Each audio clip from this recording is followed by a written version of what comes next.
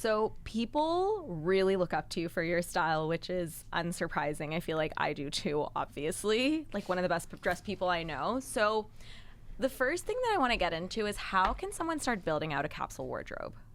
So I feel like it has to do with you specifically and also your body type and also what you feel comfortable in. So I feel like for me, I'm a pants girly. I love a loose trouser. That's just what I feel like looks good on my body type. It's what I feel confident in. So I constantly buy that. And then you kind of build it out from there. Like I love how my body looks with a tight top. And so then I kind of always stay to more tight tops. And it could be so specific to you. Like some people I feel like look good with like something loose on top and then tight on the bottom. And you just have to figure out what's good for your body type in categories, I would say. Like, I don't feel like I look that great in mini skirts. Like, I just don't feel comfortable in that. So I don't really, like, buy that very often. I think it's just kind of figuring out your categories and then buying under that. And then I also feel like I pay a lot of attention to whenever I'm cleaning out my closet. What am I getting rid of? Like, what was the entire category of things that I didn't wear and never got use out of, and just keeping a mental note of that, because you'll see a lot of patterns in what you get rid of. You can, it's like almost the opposite, where you can see what it is you're never wearing, or I could think building off what you constantly wear. Were you always like this discerning with your personal style? Because when I go onto your page or I look at you, I'm like, I have a feeling I know what a Cass outfit is. And I mean that as like, I think that's like probably one of the biggest compliments I can give someone, because it's like you have such a look. So did you always have that, or was it something that you built over time? No, oh my gosh. If you guys scroll deep on my feed, you'll have a laugh, okay? I think also a lot of it had to do with when I first started doing, influencing things. I was broke, and whatever I got for free is what I put on my body. And I remember I have this photo actually of my closet when I lived in New York, that it literally looked like someone threw up in my closet. It had every color in the rainbow, frilly this, just like all over the place, because I just had no personal style. And then I think it wasn't until I was around 28 that I think, as I was like, okay, who do I want to show up as in the world? And, classy, put together people is the greatest type of way to dress, I think. And that's definitely even what my husband's attracted to too. But obviously it came from me personally.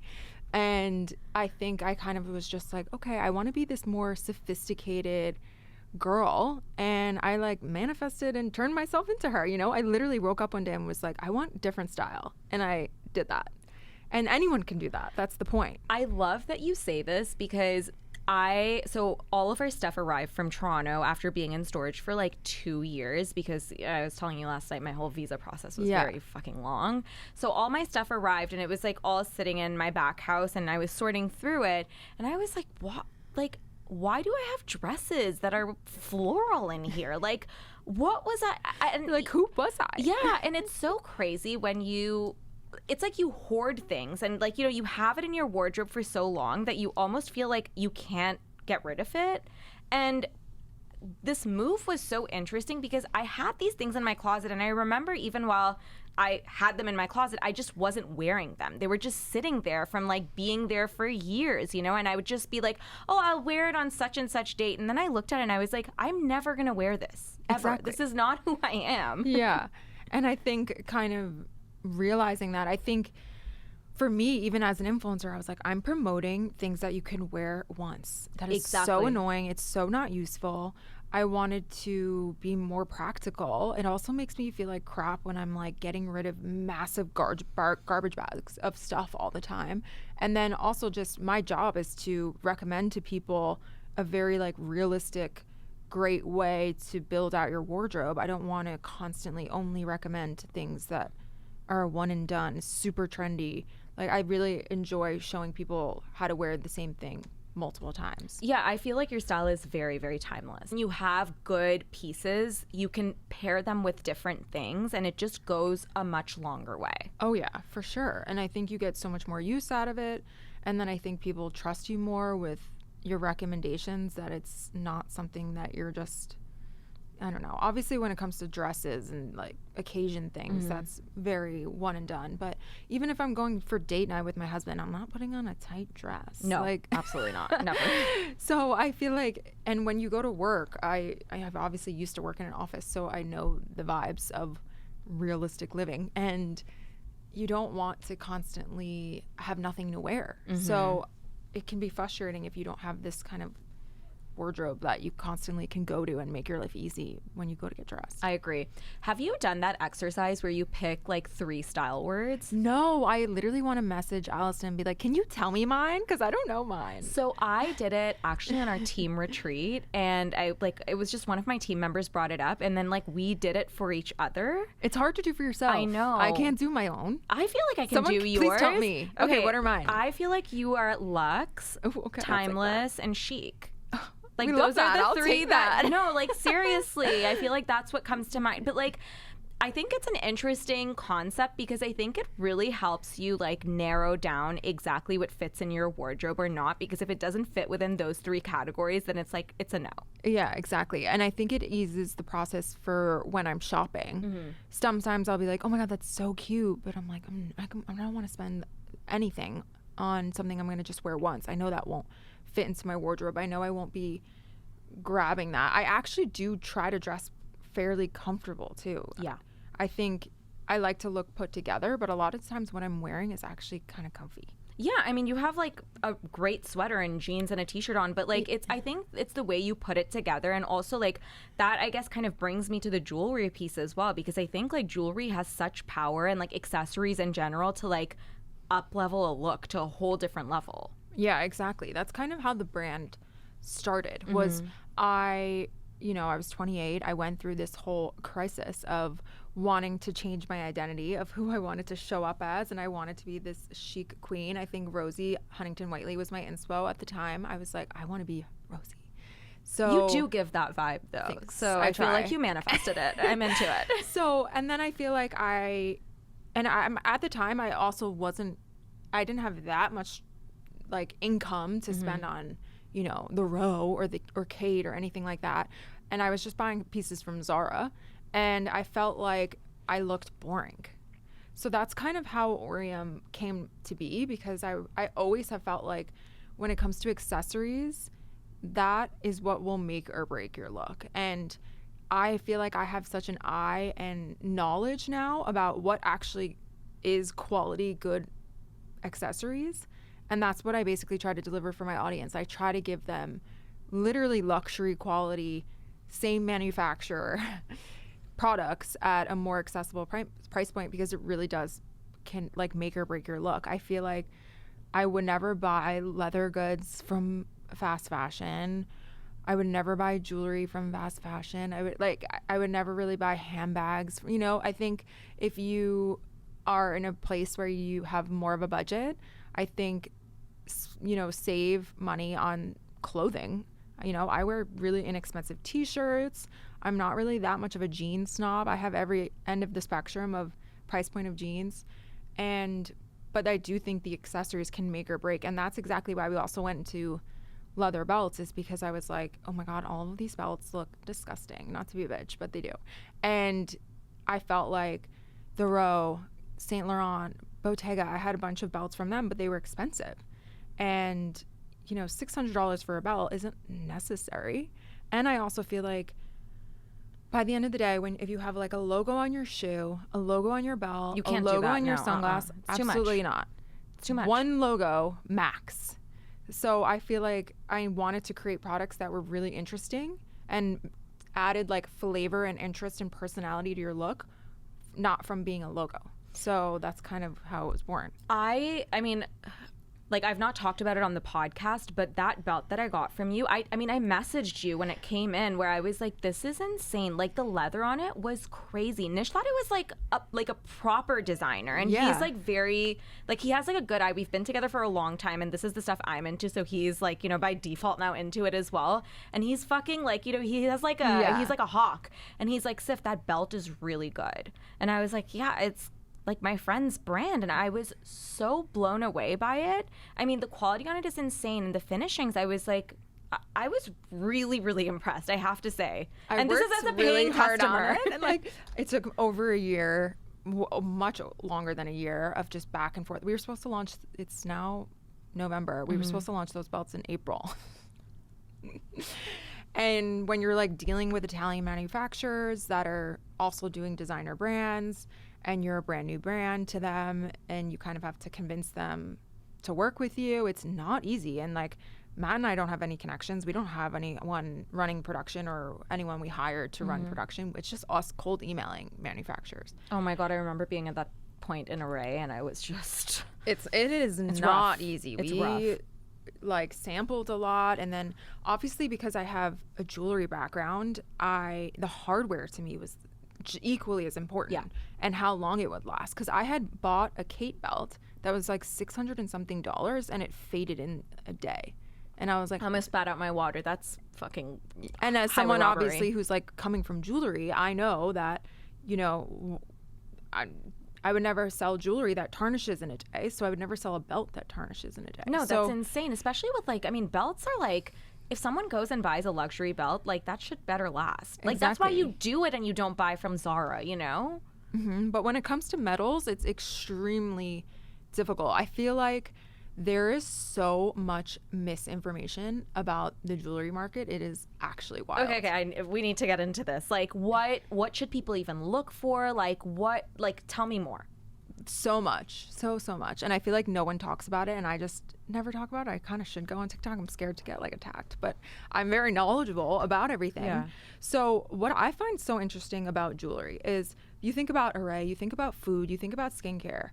All the ingredients are listed. You think about clothing, the percentages of everything in that piece of clothing is listed. Jewelry is there's no regulation. Every manufacturer lies about what their pieces are made out of. People think like gold plated, that there's like no spectrum of quality in gold plating, but there's a massive spectrum.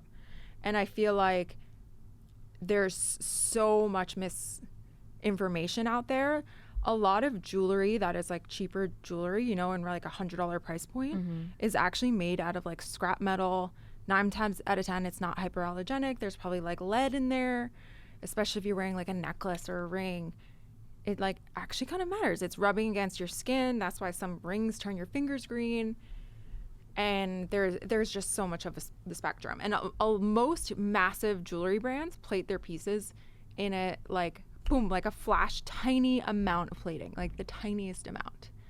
And as Matt and I are both bougie people, you know, as we started to really learn all the options, we were like, we want the best.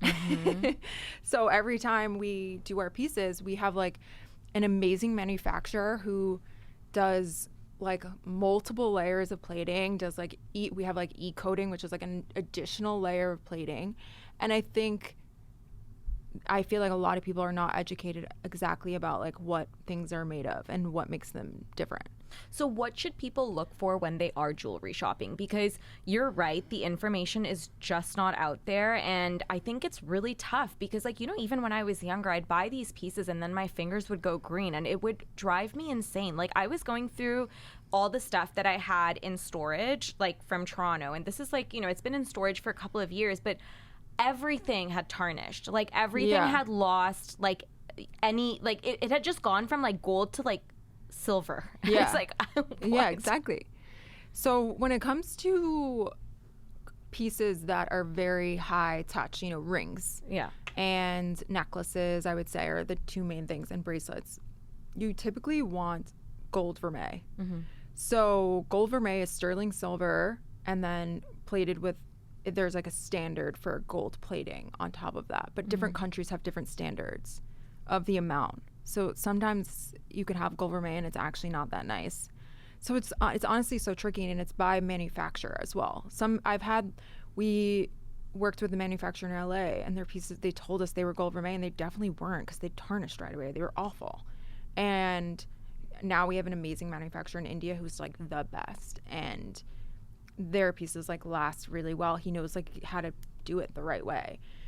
So it's kind of confusing, but it's interesting because I see so many people on TikTok nowadays talk about fabric and be knowledgeable about like polyester and, you know, the fabric contents of things and skincare. Everyone like It's just open information. It's open easy. information. And the sad thing is that a lot of the jewelry brands are lying about what. So in terms of what to actually look for, for a ring, you obviously either want something that's solid gold or gold vermeil. And I wouldn't really mess around with gold plated rings. Like, we will never make just gold plated rings because it's like a brass base. So it could turn your finger green. Okay. Whereas like earrings, it's a little bit, you can kind of get away with like crappier earrings. Like we started wanting to sell at a more accessible price point for earrings, so we stopped doing gold vermeil earrings because it's really not rubbing much. It's not gonna, you're not gonna turn your ears green. So I think like most places just say gold plated, and they say nothing about how much it's gold plated with, and so that's why it's kind of hard. You also want to look for hypoallergenic. That means the base metal is made where it won't like turn your skin green. Like there's nothing funky in the base metal. Okay, I actually have to zoom in on this point because I have like very sensitive, like my ears, like my piercings are all really sensitive, and if I don't wear things that like they just get infected really easily. Yeah. So I feel like focusing on hypoallergenic would kind of like subvert that issue. Yeah, a little bit. I also think the reality is people, you get what you pay for. If something is $100, that means it costs like $5 to make. Like, so I think people just kind of being aware of that. I think a lot of people look at our brand and they're like, oh, they overcharge. And I'm like, no, actually, our margins are actually much lower than the standard jewelry margin. We just do the absolute highest quality that we can, but we don't charge as crazy of a markup because we know we don't want to, you know, I don't want to sell $400 earrings. That's hard to sell for people. Yeah. So there's like a happy medium. When you started to get into like refining your style, how did you decide where you were going to invest your money and where not to? And like why, like when did you realize you wanted to kind of focus on higher quality jewelry? Because anything with hardware, I think, is a dead giveaway for quality. So if you think about, you know, if you buy like a Zara skirt and it has like a belt attached to it or something, it's usually disgusting. Yeah, it's... And so anything with like metal, I think, is a dead giveaway. Buttons even sometimes are like a dead giveaway. Like the little finishings, I think, are dead giveaway. I'm actually not that snobby about like a sweater. I couldn't look at your sweater and know how much that costs. Or I can't look at a pair of jeans and know how much that costs. But I think when you look at accessories and hardware and leathers, like belts, shoes, bags, is when I think it's the most noticeable. I think leather is also really easy to tell crappy leather. Yeah. Yeah. Honestly, you're not wrong. Like, I feel like as soon as I started to make money, like where I put my money right away, like in terms of like what I was going to put on my body was my accessories. So it was like always shoes, bags, belts, sunglasses even, and then like jewelry. Yeah, like exactly. my mom is like a jewelry snob, and like if she sees me wearing something that's like, I don't know, just like cheap, she's like, you can't wear this. Like I can tell right away that it looks really cheap. And you know, like sometimes you want to have fun with jewelry and that's fine, but like, you know, she like people can tell. Yeah. You know what I mean? Like it's like an easy give. Yeah, exactly. I think, you know, the way it shines. We also plate all of our jewelry in 24 karat gold. So, and most people use like 14, which to is like 18 this, at the very most. Yeah, which is like a more of a silvery gold. Yeah. And we use like a rich gold. Like think Hermes hardware and like vintage Chanel hardware. That's to match that. It's so funny. Speaking of my mom, like literally anytime I wear something that's like 18, she's like, why is it not 24? Because like we're brown, right? Yeah, and like jewelry is like a big part of our culture. And so like I could see your ring like last night when you came over, and I was like, I know that's 24 karat. Like I feel like my mom it's a totally different color. It's a different look. It's a different color. It's like brighter. Mm-hmm. It's brighter. It's richer. So it just gives this more luxurious feel. Like I feel like even Chanel handbags, so many people are complaining that the hardware for gold like looks weird now, and the vintage is so much better. because the vintage used to be 24 karat. It was like a deeper hue. Yeah, it is very different. Like even as I go into the stores, it's like a completely different look. Like the classic handbags from like the vintage ones, it's brighter. Like that gold is like it pops. Yeah, it's like your rings. Yeah, exactly. And that's why when we were doing the belts, it took us a while to find someone who knew how to get that like 24 karat color. Yeah, it's beautiful. So you've had a lot of career pivots, okay? So you started off as a buyer, right? And then you kind of got into influencing, and then it was starting a jewelry brand. So when you launched Aureum from being a creator, were you nervous to do that? Or was it like an easy career transition? That was a pretty easy career transition. I think I was always nervous to just start. Matt was really the one who like pushed us to actually start. I felt like I thought I needed to be a much bigger influencer in order to have success. But I don't know. I'm so happy we just jumped into it. It really didn't feel like much of a pivot because, you know, I was wearing the jewelry. Like it really wasn't different than what I normally talked about. And I was just styling what I made now instead of another brand. Were like before you launched it, were you teasing it by wearing your own jewelry, and then like were people just naturally asking about it? I didn't wear it, but we did start an Instagram account that was like, it's actually was really well done. Matt actually planned the feed of it because he's very creative. Wait, really? Yeah, and it was like this, we both pulled together all of these really cool just random inspo photos with like very golden hour. So the whole feed was like just cool inspo photos that were gold. Wow. It was a really cool little grid that we had happening. So we were like growing it there, but I never showed the pieces yet. And then I showed it like a few days prior. I really like that you say that you kind of like jumped into it versus like you were kind of like, oh, you know, I have to be a bigger influencer, because I think we just like have these excuses for ourselves, you know? And I kind of look at my mentality in like year one or like pre-launch of business, and I was kind of the same where like my own set of like, oh, but it needs to be here. And I feel like when you launch, it's like, you're just going to have to figure it out, and it's never going to be perfect anyway. Exactly. And I feel like so many people fall into the trap of making excuses in general, myself included. I'm like, oh, I need a team. I can't get to the next level unless I have a team, or I can't get to the next level unless I have the best manager, or whatever it is, you know? Stop making excuses for what the outside things there are that you need. It's going to come from you, and no one is going to bring you to the next level better than yourself. I love that piece of advice. What would you tell yourself in year one of your business? Because you're like a few years out, and I remember when we first chatted, it was like, what, early 2021? Yeah. So like a lot has happened. Yeah. What would I tell myself? I'd be like, get ready, girl. Get ready for some stress. Not that I want to like deter anyone from owning a business, but I feel like it's so glamorized, and people really don't understand just how mentally tough it is. I feel like Matt and I still like laugh about that first year being like, we were so naive and we were just like, yay, this is so fun. Like we were still so delusional about like how hard it's going to be to. I feel like it's hard every step of the way. And it really is. You kind of just have to roll with the punches and realize it's really not that serious. I think like that's been my like one big learning, where it's like, stop, it's just not that serious. Yeah, exactly. And I think you can kind of get into a bubble where you get in your own head, in your own circle, where your whole life is your company and trying to succeed. And like sometimes just like taking a step back, taking a breath is what's needed. I agree. Okay, so you've built a very loyal community, okay? And what's interesting is, and especially like as I was going through like getting audience questions for you, I was telling you, like the number of questions are so crazy that I have to like get into them in order to even like hit some of them. But what's interesting about you is that I feel like you've built this community while having boundaries around what you show. Were you ever pressured to kind of show up in a way that, you know, like show up more on social or share more than you were comfortable with ever?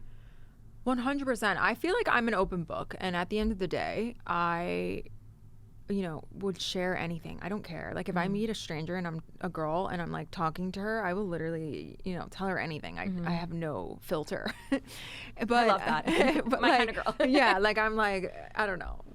Nothing is off limits. But then I think just for me, in terms of burnout, I've learned that I'm not the type of person that I can jump on my story every day and like talk.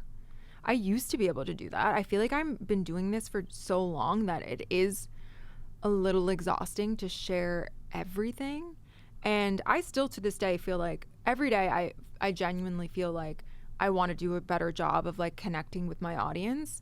And so I feel that pressure every single day to show up and do a better job of connecting with my audience, especially now that my life has gotten to a point where it's not the same as when I first started out. And I feel like if someone just starts following me now, they have no idea, you know, what it took for me to get here, or how it was like a slow process, and then I wasn't just like born into like a fabulous life, you know? So I don't know. I do feel that pressure to share more, but then I also just feel like maybe that's why people like it, because I'm not oversharing. I don't know. I think people come to you for style and jewelry, and I don't think that's a bad thing, by the way. I think it's a great thing. Like, Yeah. you've like won. You know? It's like, but then sometimes I get so in my head where I'm like, all I talk about is like stuff, and I need to sprinkle in, you know, some personality or like some things that are like deeper. Cause there's obviously a lot of things that I'm passionate about too. And I'm passionate about like mental health and growth and all of these things, and being a woman and being a wife. And there's so many aspects to things that are constantly on my mind that I want to like connect with my audience more on like different subjects. But sometimes it's hard. The internet is a scary place. Like, I feel like sometimes I could say things and people might think I'm serious, and I don't know. I get in my head that it's going to get taken the wrong way. I mean, I feel like there's always a subset of people who do take it the wrong way, you know? And I just think that that's, like, the way I see it, it's like, it's just not my problem. Yeah. You know what I mean? Like, it Totally. sounds like a you problem, not a me problem, you know? Because, Yeah. like, I'm going to show up as, like, the best version of myself. And if that's not good enough for you, like, what am I supposed to do? You know what Yeah. I mean? Like, and people take even the most innocent things the wrong way. Like, not everyone, but, like, there's always that odd person who Is has sensitive. issues, you know? And, like, what am I supposed to do about that? Yeah, no, I feel like I've grown such a thick skin. Like, Yeah. no one can say anything to bother me. Do you feel like people make assumptions about you? Yeah, for sure. I think that's something that, even if you're not an influencer, is important to learn, that like not everyone's gonna like you. And like, I feel like as women, that's kind of hard for us to grasp. But as you get older, you start to care less, and you start to realize that it doesn't matter. I don't need everyone to like me. I don't vibe with everyone, so I don't need everyone to vibe with me. Yeah, and also I think sometimes people don't realize that you're seeing like literally maybe 1% of someone's life Exactly. online. You know, you don't really know anything about them. Yeah, and Like, at the end of the day, like, this is a business. What I'm putting out online is a business. And like, I think people don't realize how strategic.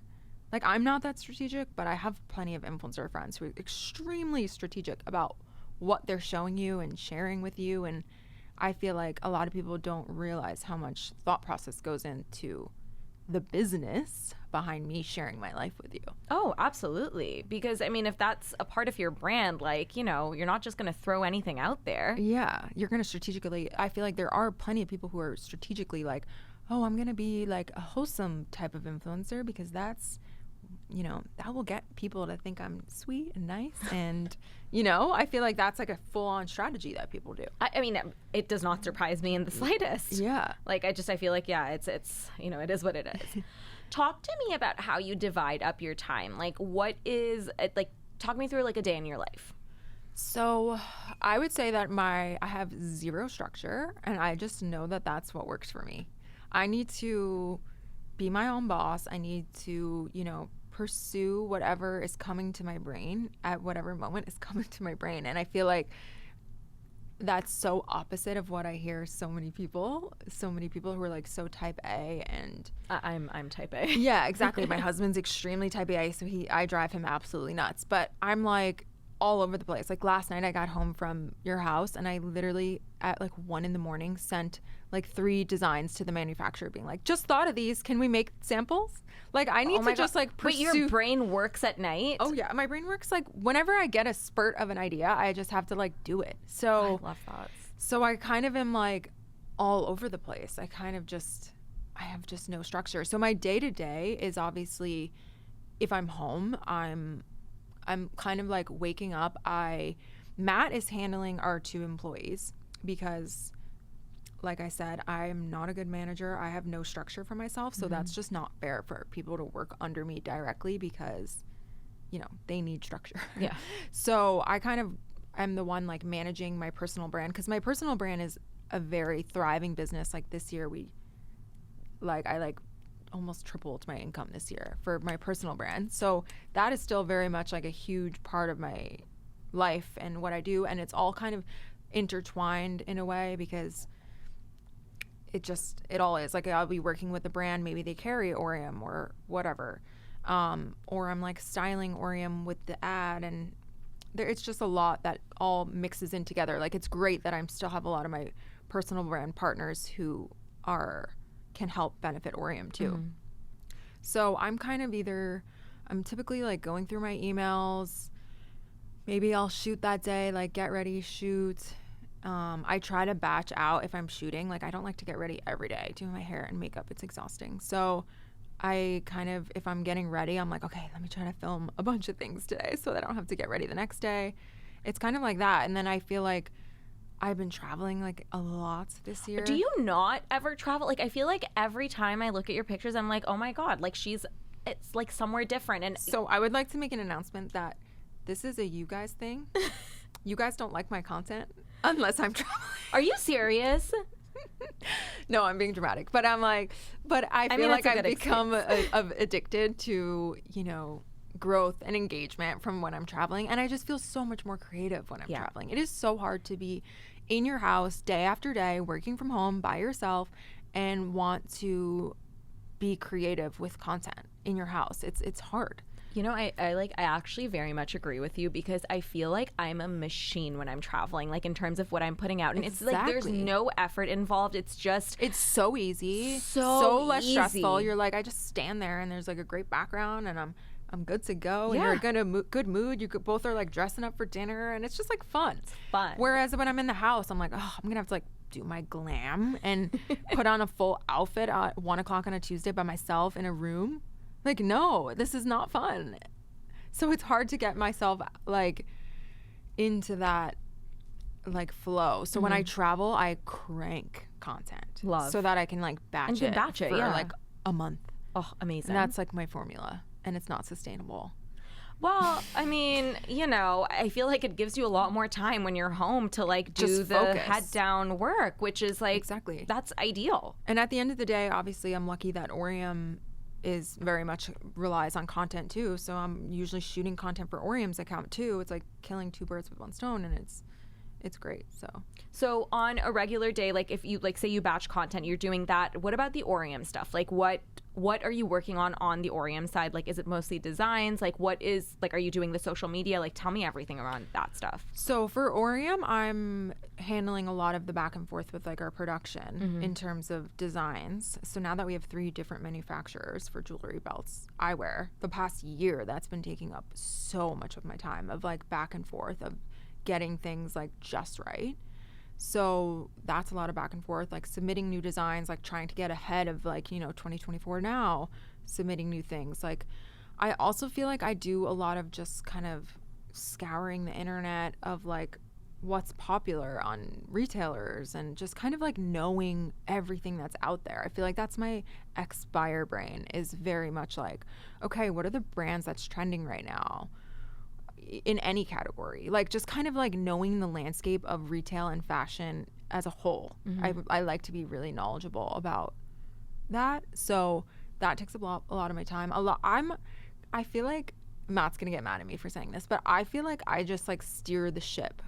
Like, have you done your human design? Yeah. So I'm a projector. I'm a, what is it? Projector, generator, and what are the other Like 2? Reflector and I'm a projector too. Oh, okay. Yeah. So I feel like I'm the bird's eye view. Yeah, I'm Same. like the top level of like steering where we should go. Yeah.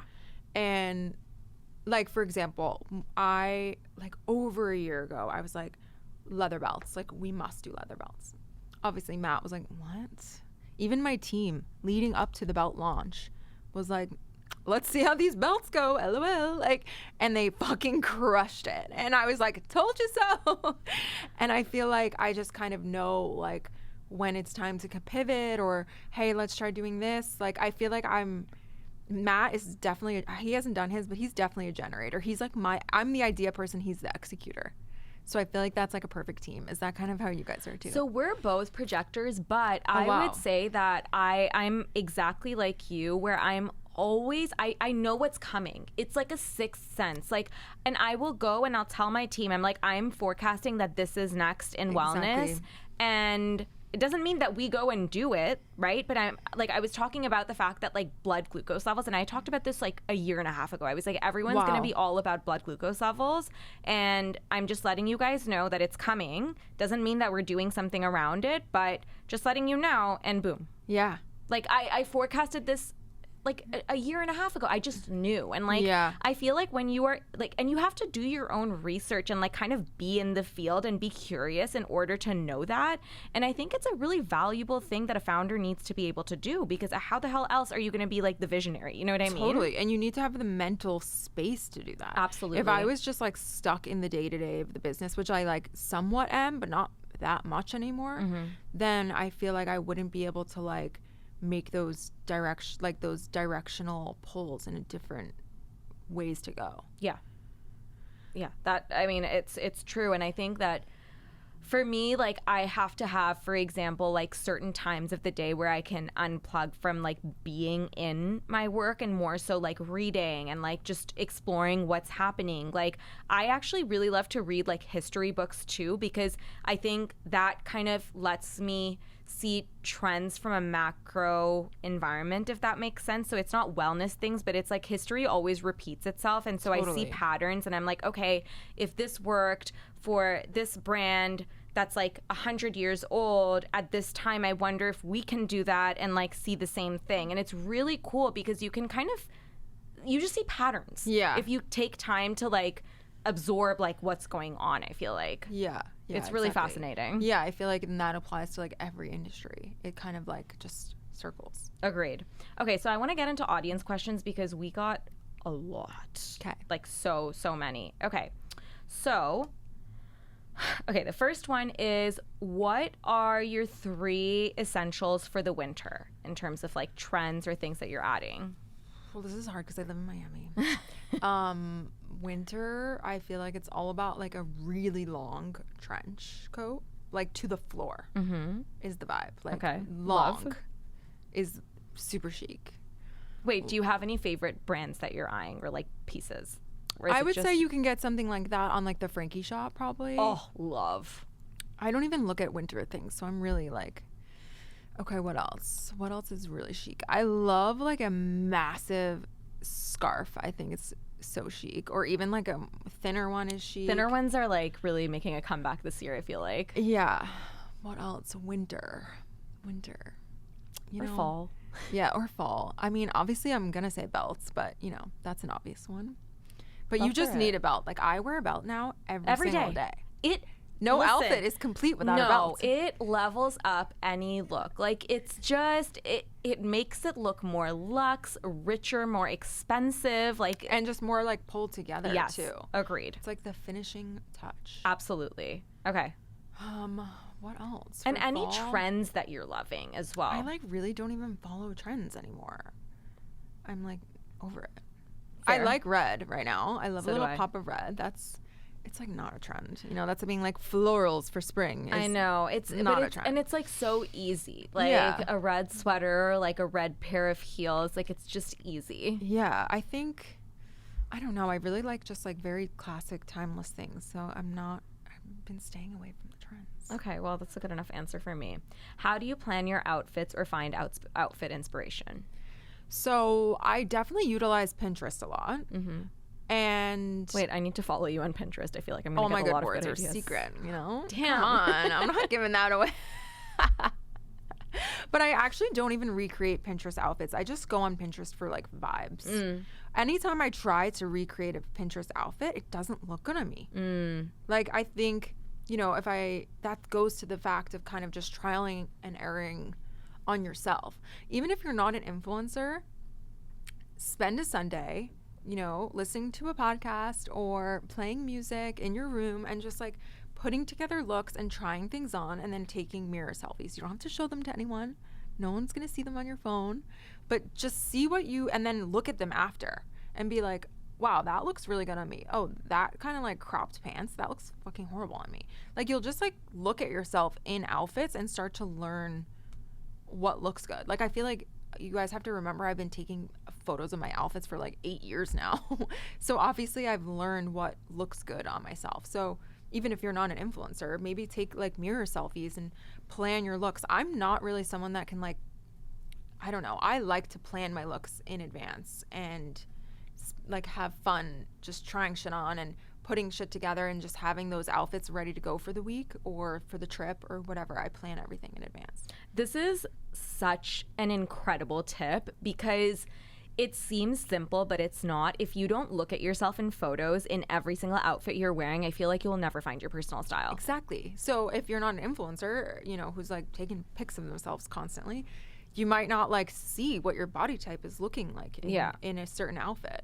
And when you see like, oh my God, I look so good in this outfit, you'll start to like feel confident and you'll start to feel good in what it is you're wearing. And you'll be like, oh, like, tonight I'm going for dinner. I want a baggy like trouser, a belt, an XYZ top.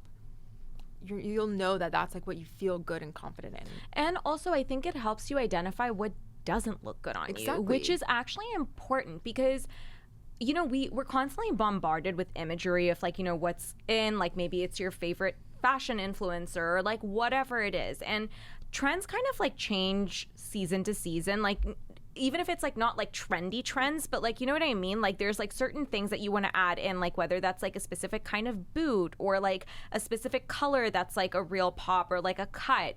But not everything is going to look good on you. And that's fine. Yeah. But if you don't know, then like you just kind of like buy. And I've done this in the past too, where I've just like bought things because it's like, it looks great on someone else whose like style I really admire or whatever. And then it comes and it doesn't look good on me. And I'm like, I should never have gotten this because it doesn't work for me. Even basic things, like for example, for me, like loafers don't look good on me. Interesting. Like I just don't like how it looks on me. I think they make me look stumpy and stupid. And that's like a massive category of something so many girls look so cute in. And I keep buying loafers and I keep not wearing them and then I keep selling them because I need like a little baby heel. Yeah. For me, it's a mini skirt. Like I just cannot find mini skirts that look good on me. Like I found one, but it's a really thick fabric and it's cut a very specific kind of way. But there have been too many skirts my whole life that have like looked good on me. You know what I mean? Like it's not something I wear because and it's not comfy. Yeah, like you want to feel good in whatever you're wearing. So I feel like being critical and like just like looking at yourself in the mirror in each outfit, like every single day, if someone does this for like 2 weeks, I feel like they'll know. Yeah, you know what I mean? It's like it doesn't take that long. Yeah. Okay. Next question: how did you transition from influencer to business owner, and like what were your big roadblocks? I think when I first started Aureum, I was so insecure about coming across as smart and being a business owner. Like I feel like my whole life I used to have people like call me stupid and I used to like play dumb on purpose. Like I used to love Paris Hilton and I thought it was like hilarious to pretend I was stupid all the time, It was just like our culture. I feel like Clueless, Paris Hilton, and you just play dumb. So I feel like my whole life I like played dumb. So, and I just was like ditzy and silly. So I feel like I cannot imagine you ditzy or silly, by the way. Like silly, really? Yeah, like, but you don't strike me as ditzy in the slightest. Like I just love to say, even when I'm like with my husband on the couch, like throw a Jessica Simpson moment where I'm like, is that a country? Like I love to just like fuck with him because he gets so mad. But I feel like I had such like a disconnect of just not feeling secure in being a business owner, and it took me like a while to really feel in my own of like confident of being like, no, I am really smart.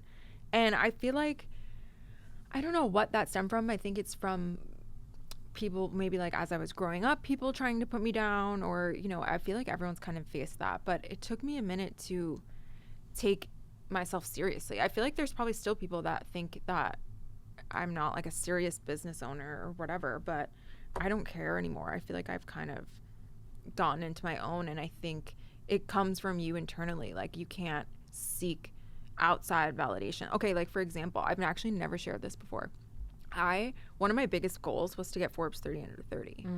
And I had Aureum wasn't even a year old, I think, when I applied, and I didn't get it, and I was like devastated. And Matt was like, think about why you wanted that. He's like, you just wanted like external validation that you are a business owner. You know, like I feel like I wanted it for the wrong reasons, and I just wanted it to like make me feel like, hey, I'm a serious business person. But, you know, I don't need Forbes to tell me that. Like, I know that I am myself and what I bring to the table. But I think what you're saying is it's very real. Like, those feelings are really valid. And I think that people, whoever it is, has faced some variation of this in a different form, you know? And it can feel like, oh, am I not good enough because I didn't get this or this accolade, or because so-and-so didn't tell me that I was good at this? You know what I mean? Like, you put a lot of pressure on yourself for other people to recognize you for being serious, you know what I mean? Or like really good at your craft. And I think as you get older, also as I think you become a more seasoned expert at whatever you're doing, you realize that doesn't matter anymore. Yeah. And I think, I feel like it's hard to figure out what it is that is maybe why you're seeking that like outside validation instead of just looking internally for it. Love that. It's wise, not silly or ditzy at all.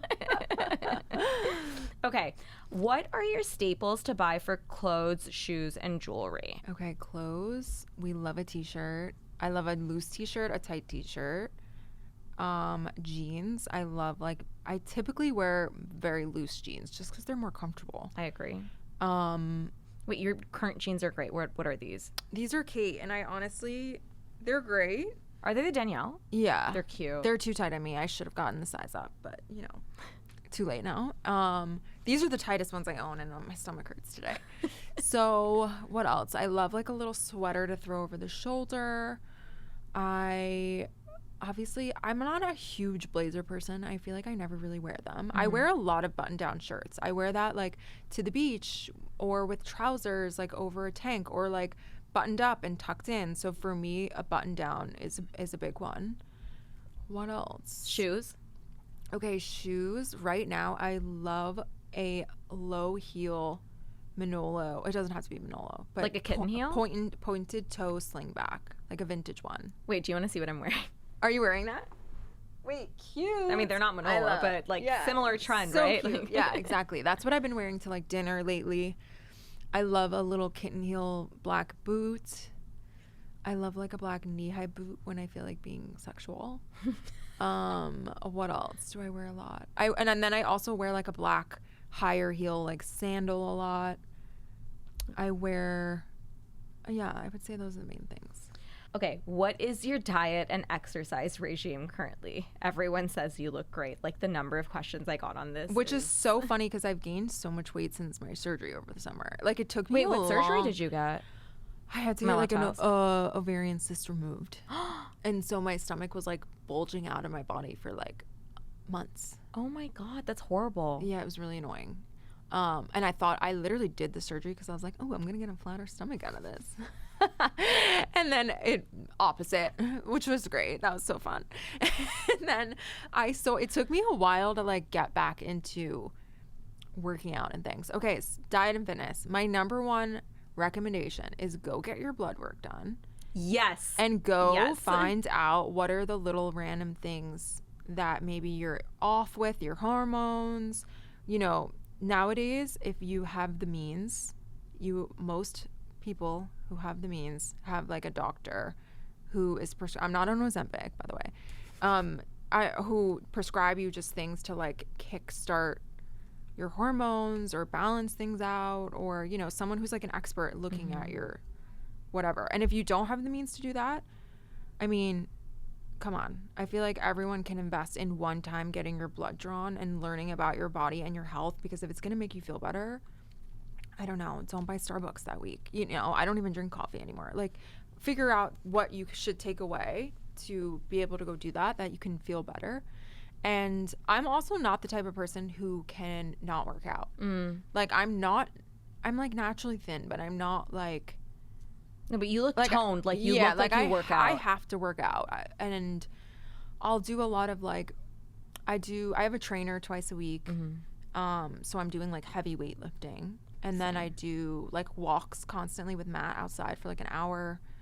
I'll do like a treadmill walk. I go in the infrared sauna. We have a cold plunge, but I've been slacking on my cold plunge. But if you want to just shed pounds, cold plunge every day. It's true. And that will like something with the brown fat. It like just melts it off your body. I need to get back into that. I've been slacking on that. What else? So diet. I am on a meal plan because I don't cook. And if I'm not on a meal, like I notice a difference when I go on a meal plan because otherwise I'm like stressing about what to have for lunch. I'll order something. I won't make the best choices. I just find it so much easier to like pop in a small little meal into the microwave and like eat that. So I notice a difference when I'm regimented with the meal plan. That being said, the meal plan is depressing as fuck. So that's not what I'm eating every single day for every single meal 7 days a week.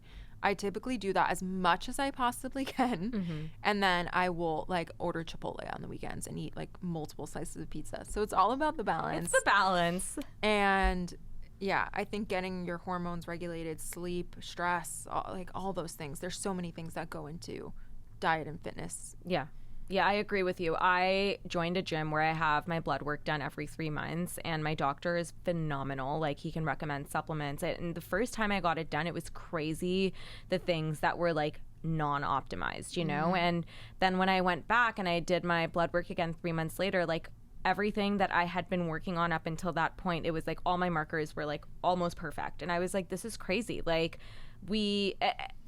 and it's hard to kind of know where you're at if you don't have any like data points to like point you to the right direction, you know? Yeah. So I'm with you. Like, I think the blood work piece is really important. Yeah.